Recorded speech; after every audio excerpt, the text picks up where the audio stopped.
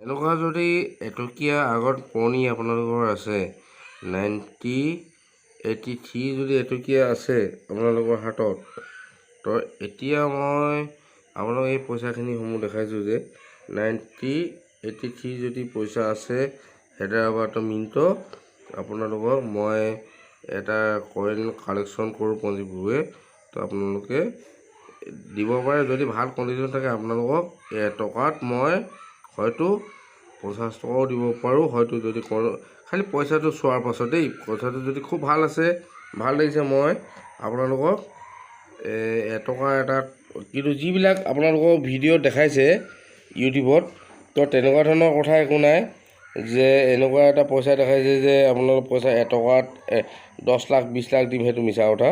যদি আপোনালোক সদ্যহতে আছে এনেকুৱা এটকীয়াখিনিত, মই আপোনালোকক নিশ্চয় মোক কালেকশ্যনৰ কাৰণে 1983 পইচা লাগে, মই কালেকশ্যন কৰোঁ।